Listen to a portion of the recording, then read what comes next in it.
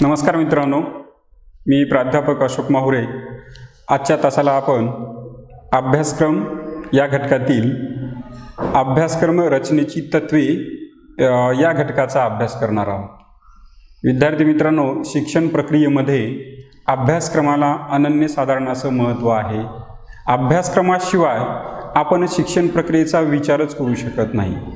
ज्या पद्धतीनं शिक्षण प्रक्रियेमध्ये उद्दिष्टे ठरवली जात असतात, शिक्षणाची उद्दिष्टे, त्याच पद्धतीनं अभ्यासक्रमसुद्धा ठरवलेला जात असतो। म्हणजे शिक्षणाची ध्येय किंवा उद्दिष्टे साध्य करण्याचं साधन म्हणजे अभ्यासक्रम होय।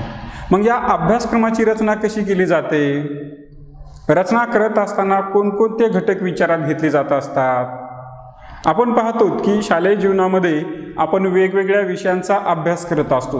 मग त्या वेगवेगळ्या विषयांचा अभ्यास करत असताना, त्या पाठ्यघटकाची निर्मिती करत असताना कोणते मुद्दे विचारात घेतले जात असतात, कोणकोणत्या घटकांचा विचार त्या ठिकाणी केला जात असतो, त्यासाठी किमान शिक्षणशास्त्रांच्या विद्यार्थ्यांना अभ्यासक्रम म्हणजे काय आणि अभ्यासक्रम रचनेची तत्वे किंवा अभ्यासक्रमाची निर्मिती करत असताना कोणकोणते घटक विचारात घेऊन अभ्यासक्रमाची निर्मिती केली जाते याची माहिती असणं आवश्यक आहे।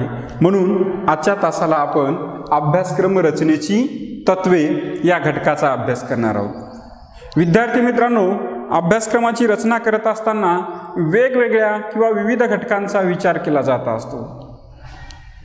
म्हणजे एकाच घटकाला अनुसरून भले हा अभ्यासक्रम विद्यार्थ्यांच्या व्यक्तिमत्व विकासासाठी असेल किंवा विद्यार्थ्यांच्या सर्वांगीण विकासासाठी असेल, परंतु त्या विद्यार्थ्यांच्या व्यक्तिमत्व विकासाबरोबरच राष्ट्राचा आर्थिक, सामाजिक आणि सांस्कृतिक विकाससुद्धा होणं खूप गरजेचं आहे।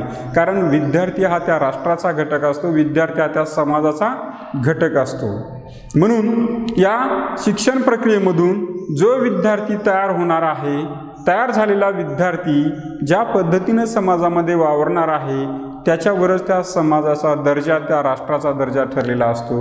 म्हणून अभ्यासक्रमाची निर्मिती करत असताना वेगवेगळ्या तत्वांचा विचार करून, वेगवेगळ्या घटकांचा विचार करून अभ्यासक्रमाची निर्मिती केली जात असते। मग त्याच्यामध्ये कोणकोणते घटक आहेत? तर आपण हे जे काही विविध घटक आहेत या वेगवेगळ्या घटकापैकी एक घटकांचा आपण विचार करूयात। पहिलं तत्व आहे, अभ्यासक्रम हा विद्यार्थी केंद्रित असावा। बघा, अभ्यासक्रम कसा असावा? तर तो विद्यार्थी केंद्रित असावा। कारण विद्यार्थी हा शिक्षण प्रक्रियेतील सर्वात महत्त्वाचा घटक आहे, बरोबर नाही? ही जी काही संपूर्ण शिक्षण व्यवस्था आहे, ही शिक्षण व्यवस्था कुणासाठी आहे? तर विद्यार्थ्यांसाठी आहे। म्हणजे अभ्यासक्रमाची रचना करत असताना विद्यार्थ्याला केंद्रभूत मानून किंवा विद्यार्थ्याला मुख्य घटक मानून, महत्त्वाचा घटक मानून हा अभ्यासक्रम तयार केला जात असतो। मग विद्यार्थ्यांच्या गरजा काय आहेत, त्यांच्या अपेक्षा काय आहेत, तो विकासाच्या किंवा वाढीच्या कोणत्या अवस्थेमध्ये आहेत, त्याची अभिरुची काय आहे, म्हणजे एकंदरीत विद्यार्थ्यांच्या गरजानुरूप, त्याच्या अवस्थेनुरूप, त्यांच्या अभिरुचीनुसार या अभ्यासक्रमाची निर्मिती केली पाहिजे। म्हणजे अभ्यासक्रम तो कसा असला पाहिजे? विद्यार्थी केंद्रित असला पाहिजे। आपण आतापर्यंत पाहतो की अध्ययन अध्यापनाची प्रक्रिया ही कशी असते? शिक्षक केंद्रित। म्हणजे शिक्षक सांगतात आणि विद्यार्थ्यांनी ऐकायचं,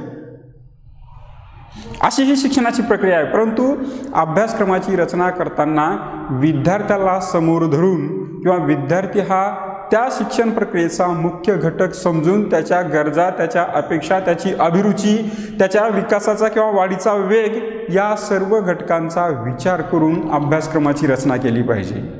विद्यार्थी मित्रांनो, बघा, आपण जर अभ्यासक्रमाकडे पाहिलं किंवा पाठ्यक्रमाकडे जर पाहिलं तर आपल्याला इयत्ता 5वीला सुद्धा इतिहासाच्या पुस्तकामध्ये 1857चा उठाव हा घटक आहे आणि त्याचबरोबर तोच घटक आपल्याला 8वीला सुद्धा आहे आणि तोच घटक 12वीच्या इतिहासामध्ये सुद्धा आहे आणि तोच घटक पदवीच्या इतिहासामध्ये सुद्धा आहे। मग एकच घटक असलेला 1857चा उठाव हाच घटक प्रत्येक टप्प्यानुसार वेगवेगळा आहे। म्हणजे याचाच अर्थ विद्यार्थ्याच्या वाढीचा किंवा विद्यार्थ्याच्या विकासाचा वेग लक्षात घेऊन त्या घटकाची व्याप्ती त्या प्रमाणात ठेवली जात असते. म्हणजे अभ्यासक्रमाची रचना करत असताना विद्यार्थी केंद्रीभूत मानून किंवा विद्यार्थ्यांना समोर ठेवूनच ही अभ्यासक्रमाची रचना केली जात असते. आपण पाहतो पहिलीचा अभ्यासक्रम वेगळा असतो किंवा प्राथमिकचा अभ्यासक्रम वेगळा असतो, उच्च प्राथमिकचा अभ्यासक्रम वेगळा असतो आणि माध्यमिकचा वेगळा असतो. याचाच अर्थ असतो की अभ्यासक्रमाची रचना करत असताना त्या विद्यार्थ्यांचा वयोगट हा समोर ठेवून अभ्यासक्रमाची रचना केली जात असते. दुसरं तत्व आहे कृती केंद्रित, ॲक्टिव्हिटी बेस्ड. कसा असला पाहिजे अभ्यासक्रम? हा पूर्णपणे कृतीवर आधारित असला पाहिजे. म्हणजे विद्यार्थ्यांच्या क्रियाशीलतेला वाव देण्यासाठी किंवा विद्यार्थ्यांचा क्रियात्मक विकास होण्याकरता त्या विद्यार्थ्याच्या वयोमानानुसार अभ्यासक्रमामध्ये कृतीला प्राधान्य दिलं पाहिजे. आपण पाहतो जे शिक्षण आपण कृतीच्या माध्यमातून घेत असतो किंवा ॲक्टिव्हिटीच्या माध्यमातून घेत असतो ते शिक्षण प्रभावी होत असतं. विद्यार्थी मित्रांनो, आपण ज्या वेळेस पोहायला शिकत असतो त्यावेळेस पोहायला शिकण्याची पुस्तकं वाचून आपण शिकतो का? नाही. तर प्रत्यक्ष आपण त्या ठिकाणी कृती करत असतो आणि त्या कृतीच्या माध्यमातून आपण ते स्विमिंग शिकत असतो. परंतु जर मी पुस्तक वाचलं, पोहण्याची भरपूर पुस्तक वाचले आणि पाण्यामध्ये उडी मारली तर काय होईल? काय होईल सांगण्याची गरज नाही, तळालाच जाईल.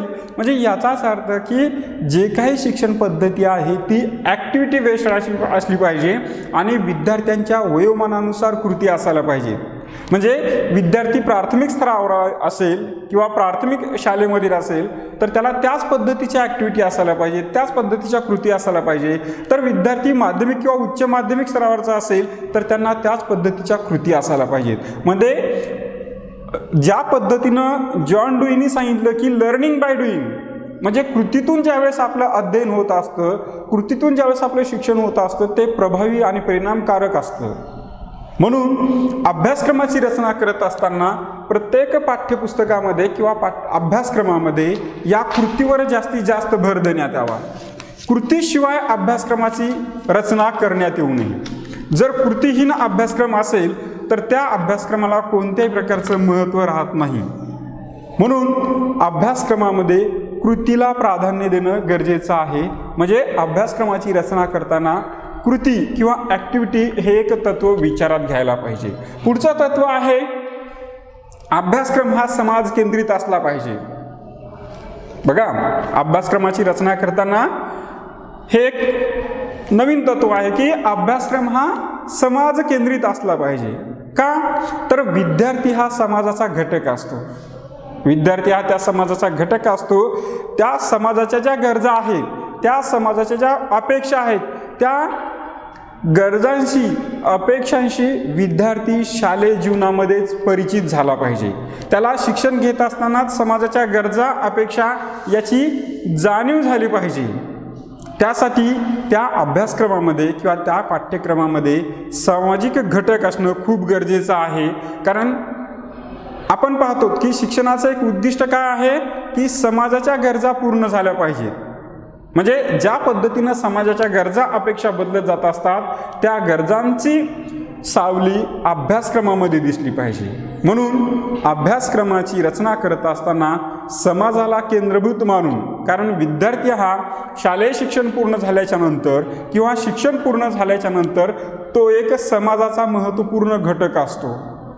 त्याच्यावर म्हणजे त्यांनी घेतलेल्या शिक्षणाच्या दर्जावर त्या विद्यार्थ्याच्या समाजाचा दर्जा अवलंबून असतो.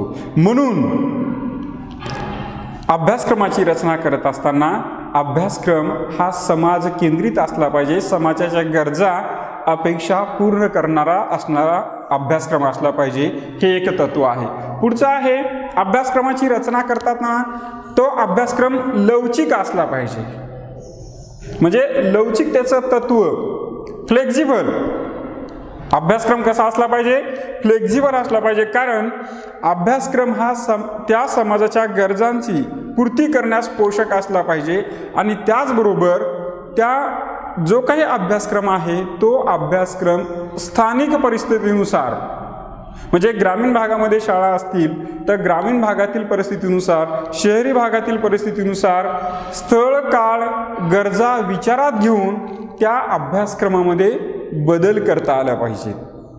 बघा, जर काळानुरूप अभ्यासक्रमामध्ये बदल केले नाही तर शालेय शिक्षण आणि समाजाच्या गरजा याच्यामध्ये कुठंतरी दुरावा किंवा दरी निर्माण होत असते. मग ही दरी निर्माण न होण्यासाठी अभ्यासक्रमाची निर्मिती करत असताना तो अभ्यासक्रम लवचिक म्हणजे कधीही बदल करता येणारा असला पाहिजे. वेळेनुसार, काळानुसार किंवा आपल्या प्रदेशानुसार त्या अभ्यासक्रमामध्ये शिक्षकाला बदल करण्याची संधी किंवा वाव त्या ठिकाणी असला पाहिजे. म्हणजे अभ्यासक्रमाची रचना करत असताना त्याच्यामध्ये लवचिकता हे तत्व असणं गरजेचं आहे. तो जर लवचिक नसेल, अभ्यासक्रम जर ताठर असेल तर शिक्षकांना आपल्या समाजाच्या गरजानुसार किंवा शिक्षकांना त्या शाळेतील वातावरणानुसार, त्या ठराविक कालावधीनुसार बदल करता आले नाही तर योग्य पद्धतीनं शिक्षण प्रक्रिया पूर्ण होऊ शकत नाही. कारण अभ्यासक्रमाची अंमलबजावणी कुणाला करायची आहे तर त्या शिक्षकांना करायची असते. मग शिक्षकाला जर संधी नसेल त्या अभ्यासक्रमामध्ये बदल करण्याची तर ते योग्य पद्धतीने त्याची अंमलबजावणी करू शकणार नाहीत. म्हणून अभ्यासक्रमाची रचना करत असताना लवचिकता हे एक तत्व असणं खूप गरजेचं आहे. तो अभ्यासक्रम लवचिक असला पाहिजे. विद्यार्थी मित्रांनो, पुढचा तत्व आहे की अभ्यासक्रम हा सृजनात्मक असला पाहिजे, सर्जनशील असला पाहिजे, क्रियाशील असला पाहिजे, क्रिएटिव्हिटी असली पाहिजे त्या अभ्यासक्रमामध्ये. कारण का तर विद्यार्थ्यांच्या विचारशक्तीला किंवा विद्यार्थ्यांच्या सर्जन शक्तीला किंवा ज्याला आपण सृजनता म्हणतो त्या शक्तीला वाव मिळाला पाहिजे आणि त्या कृतींचा अभ्यासक्रमामध्ये समावेश असला पाहिजे. प्रत्येक बालकामध्ये काहीतरी उपजत गुण असतात, प्रत्येक बालकामध्ये काहीतरी वेगळ्या अशा क्षमता असतात. मग या कलागुणांना किंवा त्या उपजत क्षमतांना अभ्यासक्रमातून संधी मिळाली पाहिजे. जर अभ्यासक्रमामध्ये सर्जनशीलतेसाठी किंवा क्रिएटिव्हिटीसाठी जर संधीच नसेल तर विद्यार्थी नवनिर्माण काही करू शकणार आहे का? नाही. म्हणून अभ्यासक्रमाची रचना करत असताना विद्यार्थ्यांना सर्जनशीलतेच्या बाबतीत योग्य ते प्रोत्साहन आणि मार्गदर्शन देण्याची संधी या अभ्यासक्रमामध्ये असली पाहिजे. म्हणून अभ्यासक्रमाची रचना करताना तो अभ्यासक्रम सृजनात्मक किंवा क्रिएटिव्हिटी असला पाहिजे. हे एक तत्व या अभ्यासक्रमाची रचना करताना समोर येतं. पुढचं तत्व आहे की अभ्यासक्रमामध्ये विविधता असली पाहिजे किंवा विविधतेचे तत्व, व्हरायटी असली पाहिजे. कारण का अभ्यासक्रम विविधपूर्ण नसेल किंवा अभ्यासक्रमात जर विविधता नसेल तर आपल्याला जे काही विविधतेतून एकता साधायची आहे. कारण आपण पाहतो की आपला भारत देश हा वेगवेगळ्या घटकांनी विविधतेत एकात्मक असलेला घटक आहे किंवा देश आहे. भारतामध्ये जाती धर्माच्या बाबतीत, भाषेच्या बाबतीत, प्रांतांच्या बाबतीत, वेशभूषा, खानपान, राहणसहान प्रत्येक बाबतीत विविधता आहे.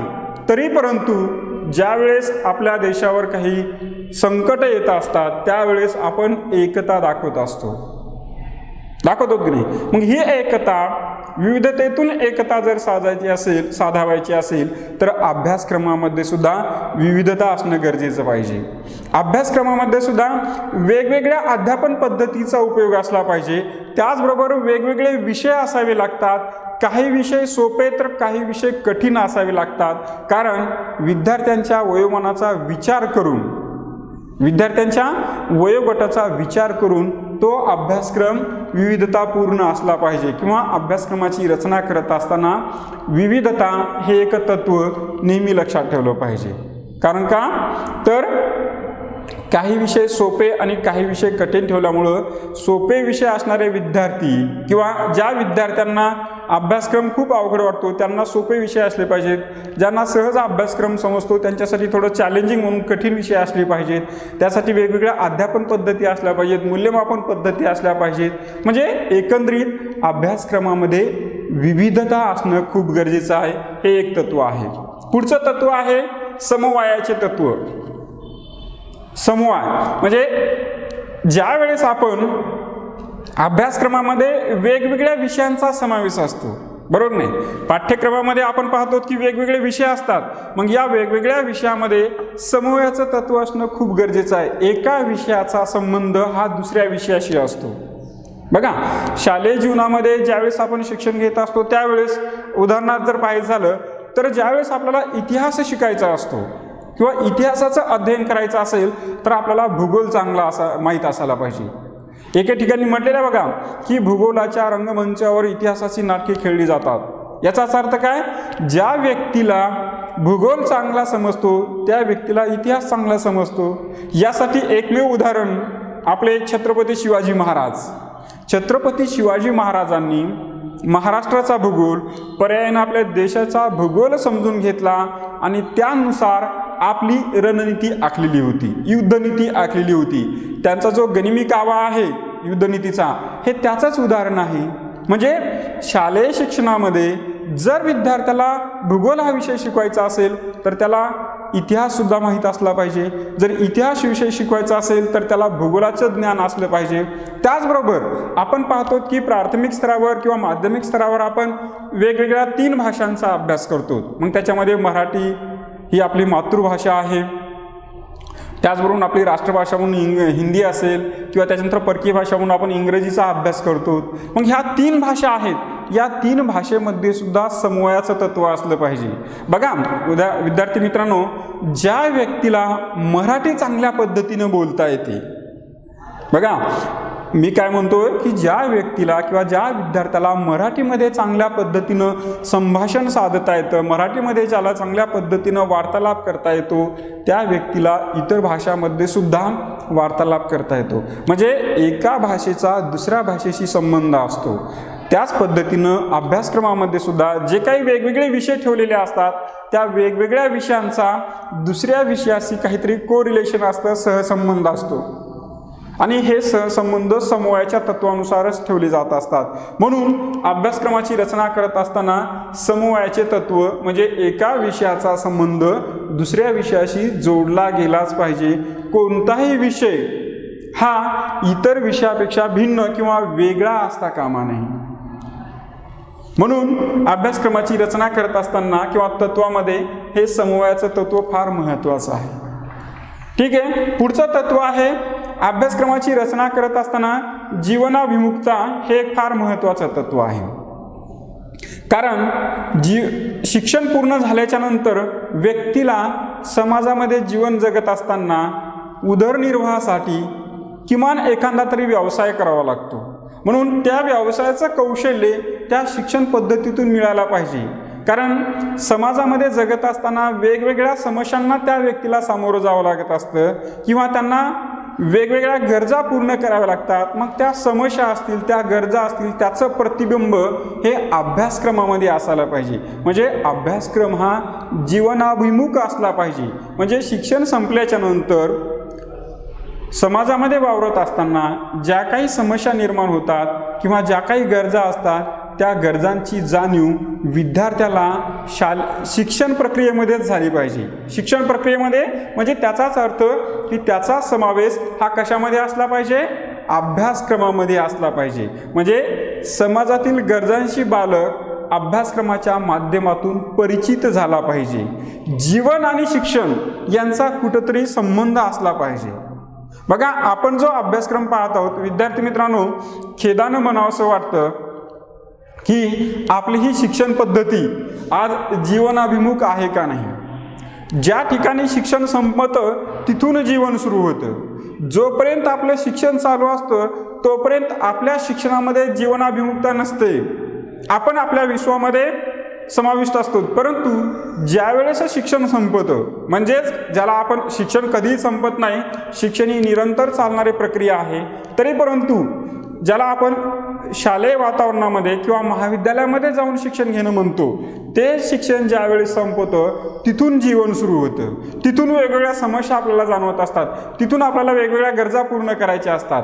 म्हणून त्या गरजांची जाणीव, त्या समस्यांची जाणीव जर विद्यार्थ्याला शिक्षण प्रक्रियेमध्ये झाली तर विद्यार्थी जीवनामध्ये यशस्वी पद्धतीनं जीवन जगू शकतो.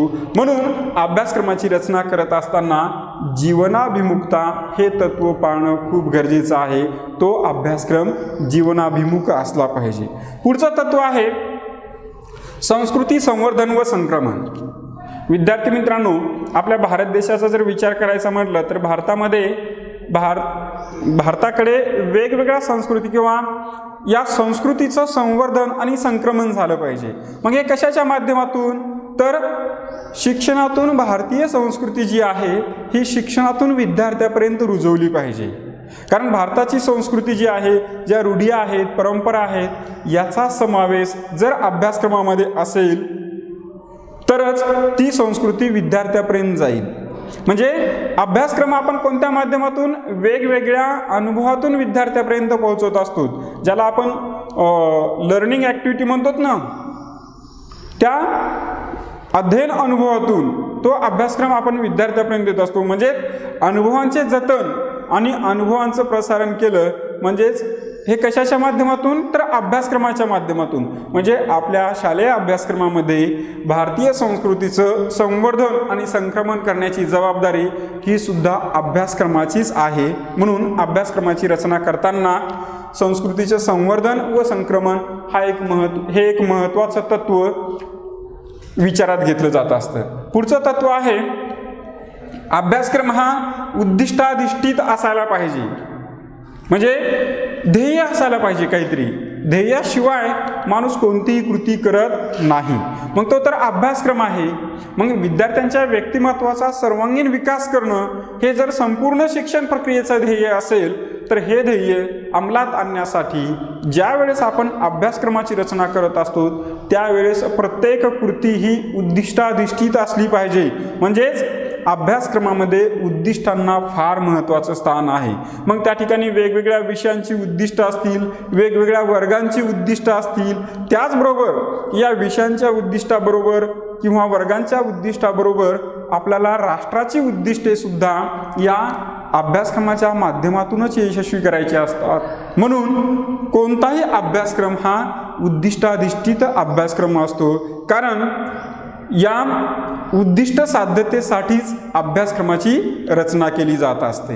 म्हणजे व्यक्तिमत्वाचा सर्वांगीण विकास हे जर शिक्षणाचं उद्दिष्ट असेल तर त्या उद्दिष्टाला यशस्वी करण्यासाठी त्या पद्धतीनं अभ्यासक्रमाची रचना केली जात असते. त्याच्यामुळं अभ्यासक्रमाची रचना करत असताना तो अभ्यासक्रम उद्दिष्टाधिष्ठित असायला पाहिजे. पुढचं तत्व आहे व्यक्तिभिन्नता. बघा, आपण म्हणतो की पृथ्वी तलावर एक व्यक्ती दुसऱ्यासारखा असू शकत नाही. ही निसर्गाची किमया आहे की पृथ्वी तलावर जेवढे काही मानव प्राणी आहेत हे मानव प्राणी एक व्यक्ती हा दुसऱ्या व्यक्तीसारखा कधीच असू शकत नाही. म्हणजे दोघांमध्ये हा फरकच असतो व्यक्तिभिन्नतेचा. का?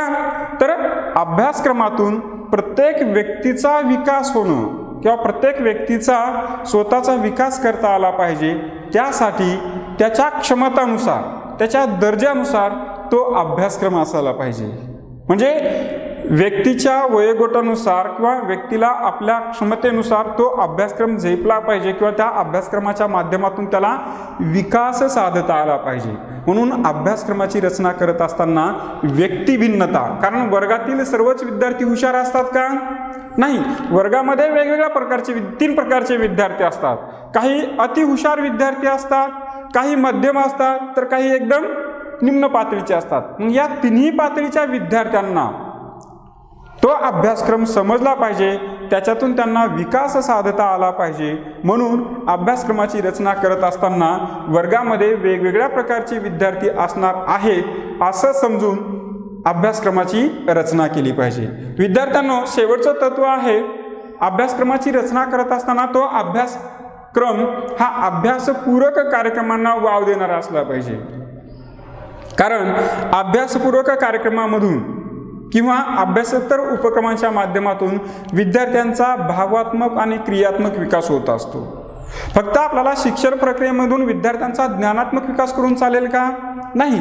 तर विद्यार्थ्याच्या क्रियाशीलतेला वाव मिळाला पाहिजे. म्हणजे विद्यार्थ्याचा शारीरिक विकास झाला पाहिजे, विद्यार्थ्याचा भावनिक विकास झाला पाहिजे, विद्यार्थ्याचा मानसिक विकास झाला पाहिजे. आणि हा विकास साधावायचा असेल तर अभ्यासक्रमामध्ये अभ्यासपूरक उपक्रमांना वाव दिला पाहिजे.